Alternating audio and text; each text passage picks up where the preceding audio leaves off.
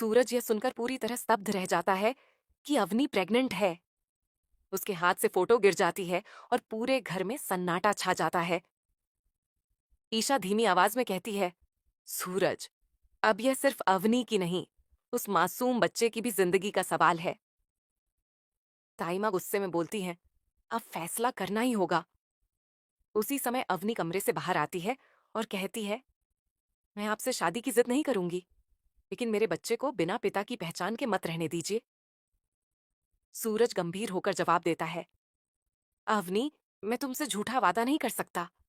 मैं ईशा का पति हूं और वही मेरा पहला रिश्ता है। लेकिन मैं तुम्हें और तुम्हारे बच्चे को कभी अकेला नहीं छोड़ूंगा। तुम्हें न्याय भी मिलेगा और सुरक्षा भी। ईशा आगे बढ़कर कहती है, मैं एक आईपीएस अधिकारी हूं। सबसे पहले आदित्य के हत्यारों को सजा दिलाऊंगी, चाहे पूरा गांव क्यों ना सामने आ जाए। लेकिन सूरज ईसा को पता चलता है कि अवनी किसी से छिपकर फोन पर बात कर रही थी। वह और ईशा उसकी बातचीत सुनते हैं और उन्हें मालूम पड़ता है कि आदित्य की मौत के पीछे गांव के कुछ प्रभावशाली लोग हैं। उधर डॉक्टर बताते हैं कि नवजात बच्चे की कानूनी पहचान जरूरी है। अवनी टूट जाती है और कहती है, मेरे बच्चे को समाज की नजरों में ताने नहीं मिलने चाहिए। ईशा भारी मन से सूरज से कहती है, अगर इस मासूम की जिंदगी बचाने के लिए तुम्हें यह कदम उठाना पड़े, तो मैं तुम्हें नहीं रोकूंगी। मजबूरी में सूरज अवनी की मांग में सिंदूर भर देता है, लेकिन साफ कहता है, ये फैसला सिर्फ इस बच्चे की सुरक्षा और सम्मान के लिए है। मेरा दिल आज भी सिर्फ ईशा के साथ है। अस्पताल में बच्चे के जन्म के बाद सूरज और ईशा को अवनी का मोबाइल मिलता है। उसमें एक ऑडियो रिकॉर्डिंग होती है। रिकॉर्डिंग में अवनी कहती है, मुझे सूरज से प्यार नहीं है। मैं सिर्फ अपने बच्चे को समाज में पिता का नाम दिलाना चाहती हूँ। अगर सूरज मुझसे शादी नहीं करेगा, तो मेरे बच्चे को सारी उम्र ताने सुनने पड़ेंगे। इतने में आदित्य का दोस्त सामने आता है और बताता है कि मरने से पहले आदित्य ने उससे कहा था, अगर मेरे साथ कुछ हो जाए तो अवनी और मेरे बच्चे की जिम्मेदारी सूरज को देना। यह सुनकर ईशा की आंखों में आंसू आ जाते हैं। उसे समझ आता है कि अवनी ने कभी सूरज का घर तोड़ने की कोशिश नहीं की, बल्कि वह अपने बच्चे के भविष्य के लिए मजबूर थी। इसके बाद अवनी खुद सबके सामने सच बोलती है, मैंने कभी सूरज को अपना पति नहीं माना। मैं सिर्फ अपने बच्चे को सम्मान दिलाना चाहती थी। अब मुझे किसी शादी की जरूरत नहीं है। मुझे सिर्फ इंसाफ चाहिए और आदित्य के हथियारों को सजा। सूरज कहता है, आज से यह बच्चा सिर्फ तुम्हारा नहीं, हम सबकी जिम्मेदारी है। ईशा अवनी का हाथ पकड़कर कहती है, अब तुम अकेली नहीं हो। मैं तुम्हें इंसाफ भी दिलाऊंगी और तुम्हारे बच्चे को उसका अधिकार भी। सूरज को लगता है कि अवनी सिर्फ अपने बच्चे के लिए शादी करना चाहती है। लेकिन रात में ईशा देखती है कि अवनी चुपके से किसी को फोन कर रही है। अवनी मुस्कुराते हुए कहती है, पहला कदम पूरा हो गया। उसके बाद उसकी सारी दौलत और दादा भाई की ताकत मेरे कब्जे में होगी। फोन के दूसरी तरफ से आवाज आती है, बहुत बढ़िया अवनी, बस ईशा को सूरज से दूर कर दो, फिर हमारा बदला पूरा हो जाएगा। अगले दिन ईशा को एक पेन ड्राइव मिलती है। उसमें सीसीटीवी वीडियो होता है, जिसमें साफ दिखाई देता है कि अवनी और उसका एक रहस्यमयी साथी पहले से ही पूरी साजिश रच रहे थे। अवनी धीमे से कहती है, पहला कदम पूरा हो गया। अब सूरज और ईशा के बीच हमेशा के लिए दरार पड़ जाएगी। फोन के दूसरी तरफ से आवाज आती है, बहुत अच्छा, अब दूसरा कदम शुरू करो। किसी भी तरह सूरज को अपने बच्चे का पिता मानने पर मजबूर कर दो।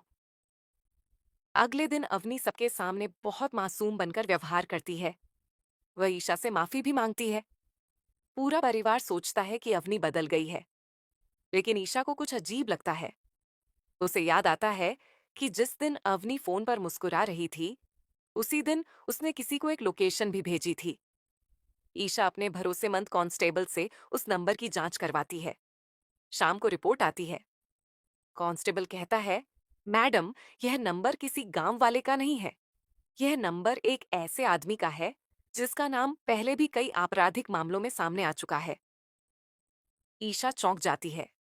उसी समय अवनी अपने कमरे में मुस्कुराते हुए अलमारी से एक पुरानी फोटो निकालती है और कहती है, अब बहुत जल्द सूरज सिर्फ मेरा होगा और फिर दादा भाई की पूरी ताकत भी। सूरज की सफाई और ईशा का गुस्सा। जैसे ही ईशा यह आरोप लगाती है कि सूरज के एक गलत फैसले ने न सिर्फ आदित्य को छीना, बल्कि एक बेकसूर बच्चे के अधिकारों पर भी सवाल खड़े कर दिए, पूरा कमरा सन्न रह जाता है। सूरज अपने ऊपर लगे इस इल्जाम से टूट जाता है।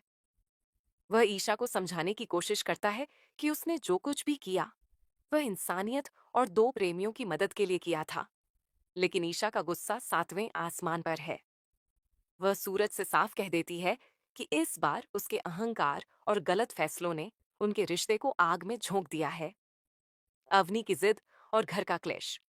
दूसरी तरफ ताई माँ और परिवार की अन्य महिलाओं, सरला चाची आदि, के तेवर तल्ख हो चुके हैं। वे ताने मारती हैं कि सूरज के दादा भाई बनने के शौक और इस ड्रामे की वजह से अब पूरे परिवार की समाज में नाक कट जाएगी।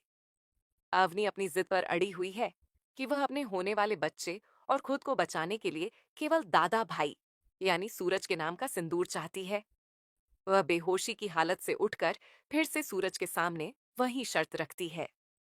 सूरज के सामने सबसे बड़ी धर्म संकट, एक तरफ आदित्य की मौत का गम और उसके परिवार से किया गया वादा है, तो दूसरी तरफ अवनी की बिगद्दी हालत और उसकी जिद है।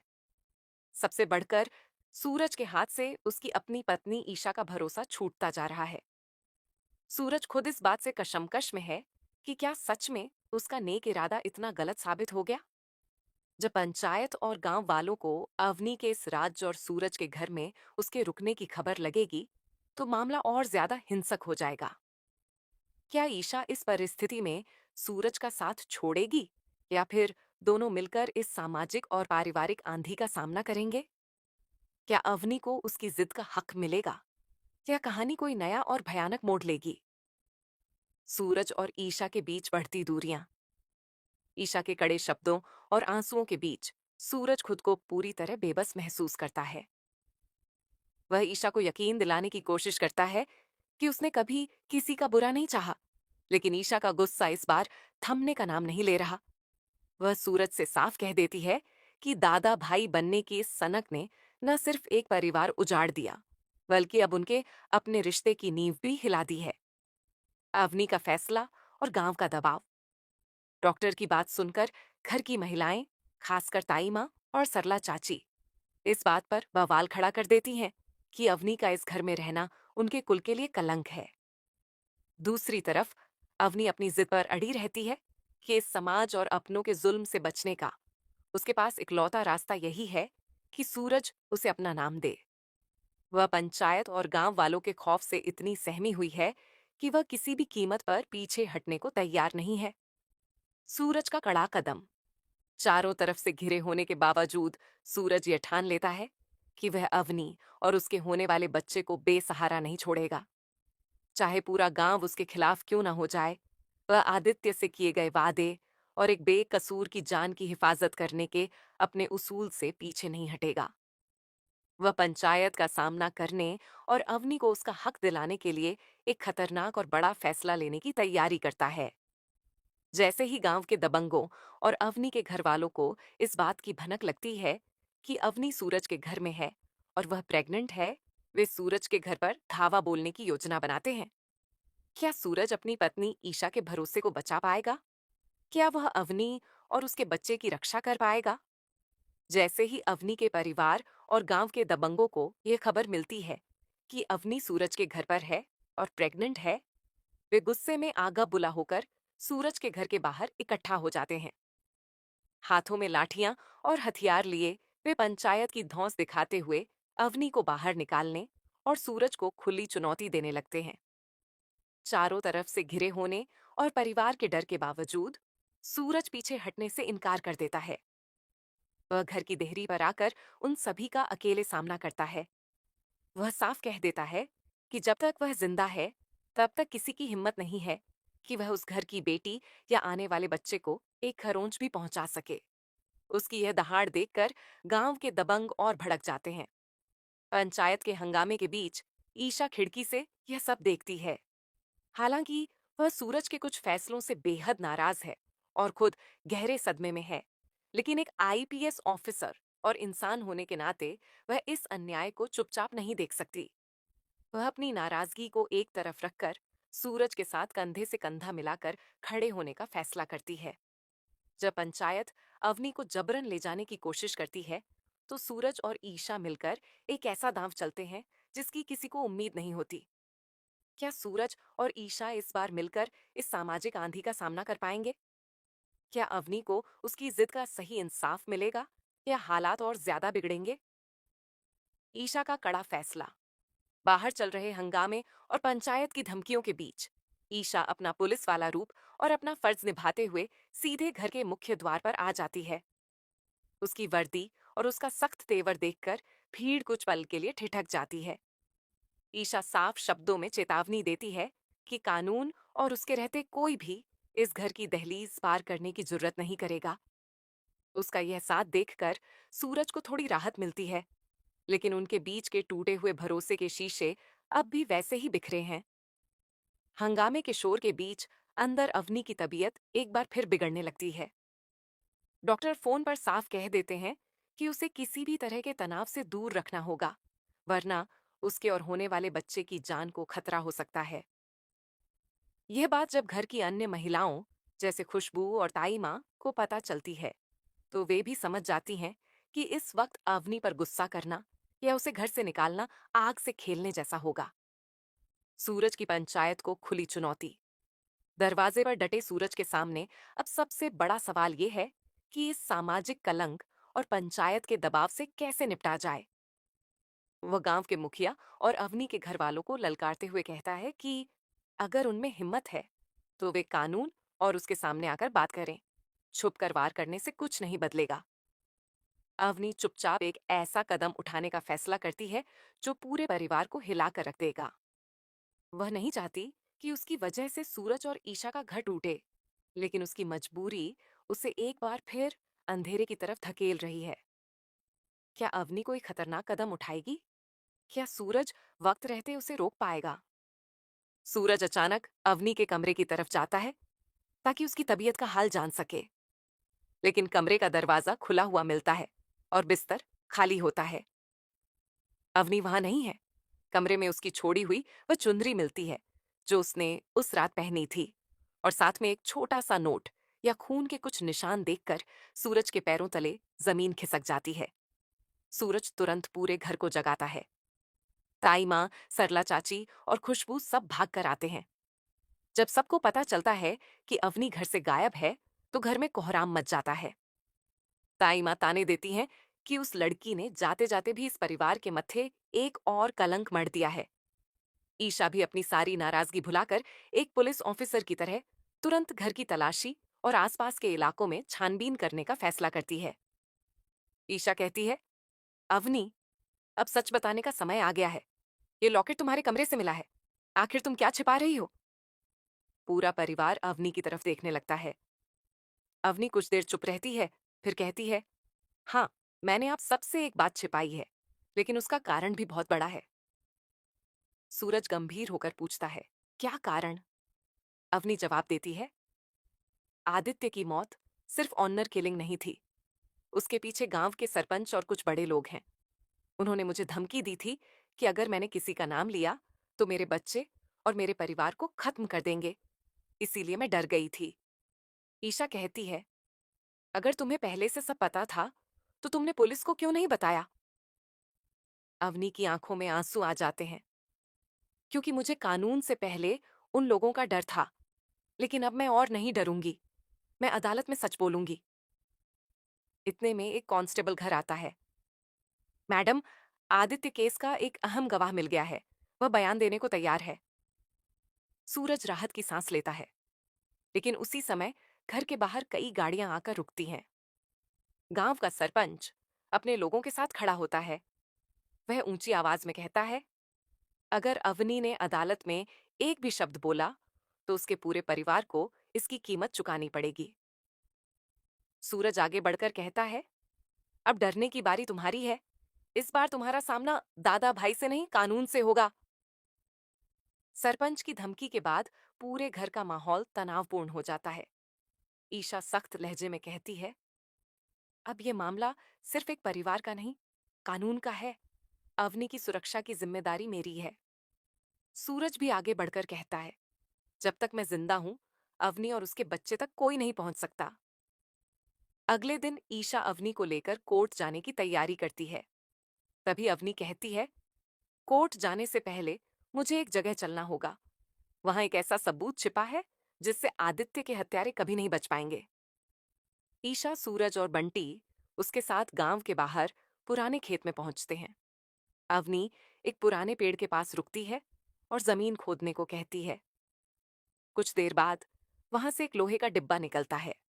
डिब्बे में आदित्य का मोबाइल, कुछ दस्तावेज और एक मेमोरी कार्ड मिलता है।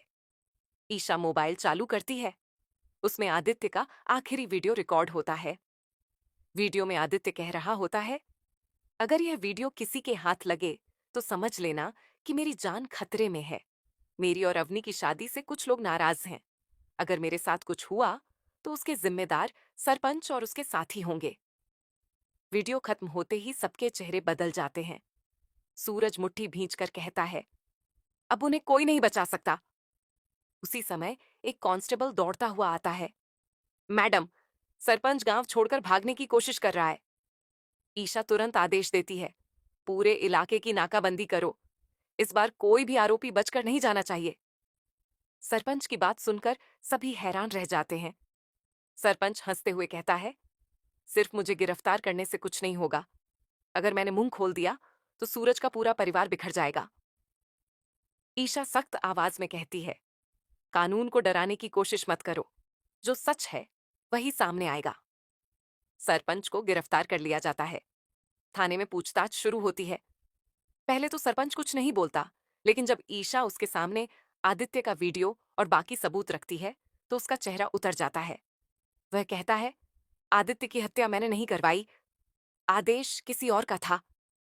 सूरज गुस्से में पूछता है, किसका? सरपंच जवाब देता है, जिसे तुम अपना सबसे बड़ा शुभचिंतक समझते हो। इतने में एक कांस्टेबल दौड़ते हुए आता है। मैडम, घर से फोन आया है। अवनी घर पर नहीं है। वह अपने कमरे से गायब है। सूरज और ईशा तुरंत घर पहुंचते हैं। कमरे में एक चिट्ठी मिलती है। उसमें लिखा होता है, मुझे मत ढूंढिए। मेरी वजह से आप सबकी जिंदगी खतरे में है। मैं खुद ही इस कहानी का अंत कर दूंगी। ईशा तुरंत कहती है, नहीं, अवनी अकेले कोई फैसला नहीं लेगी। वह जरूर किसी बड़े सच तक पहुंचने गई है। उसी समय बंटी को अवनी की लोकेशन मिलती है। वह घबराकर कहता है, भैया, अवनी पुराने पंचायत भवन की तरफ गई है। सूरज और ईशा बिना देर किए वहां के लिए निकल पड़ते हैं। सूरज और ईशा पुराने पंचायत भवन पहुंचते हैं। अंदर अवनी किसी से बात कर रही होती है। अवनी की आंखों में आंसू होते हैं।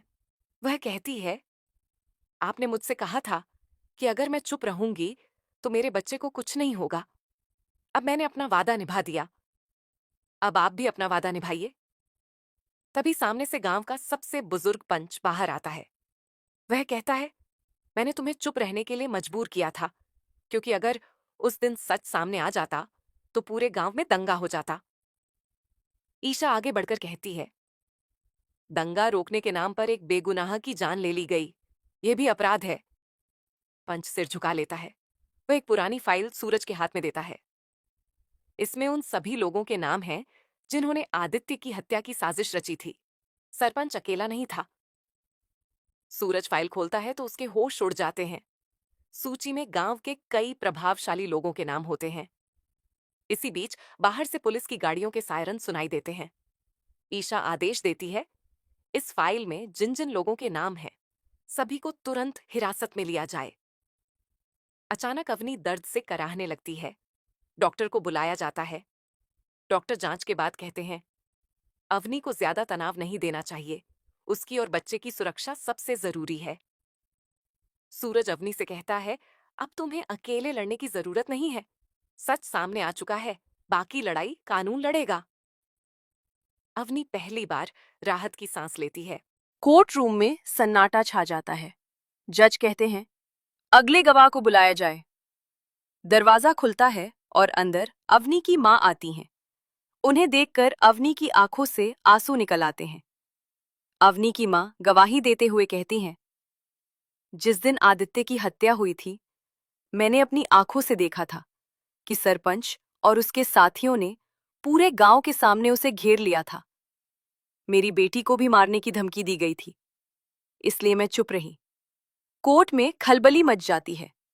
ईशा सारे सबूत और वीडियो कोर्ट में पेश करती है। सरपंच के वकील बचाव की कोशिश करते हैं, लेकिन एक एक करके सभी सबूत उनके खिलाफ जाते हैं। तभी अवनी खड़ी होकर कहती है, आज मैं एक और सच बताना चाहती हूँ। मैंने सूरज जी से शादी की जिद इसलिए की थी क्योंकि मुझे लगा था कि सिर्फ दादा भाई का नाम ही मेरे बच्चे को बचा सकता है। लेकिन अब मुझे समझ आ गया है कि किसी रिश्ते को मजबूरी से नहीं बनाया जा सकता।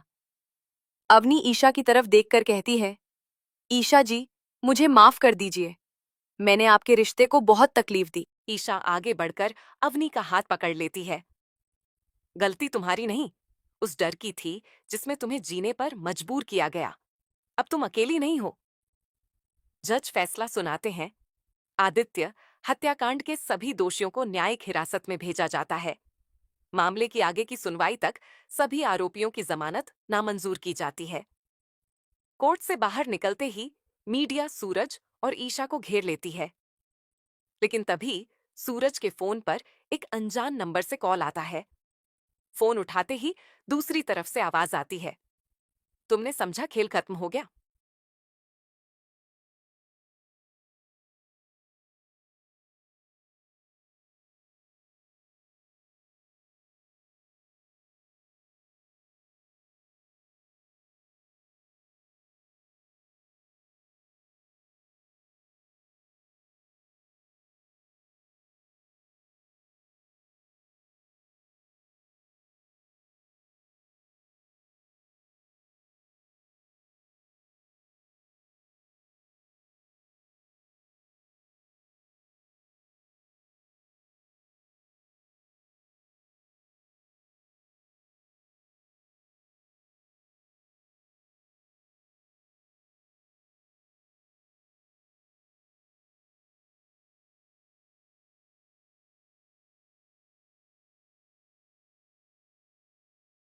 अगर दोस्तों ये अपडेट आपको पसंद आया हो तो वीडियो को लाइक जरूर करें और ऐसे ही जबरदस्त, दमदार और सबसे तेज अपडेट पाने के लिए हमारे चैनल टॉप एंटरटेनमेंट अपडेट को सब्सक्राइब करना बिल्कुल ना भूलें।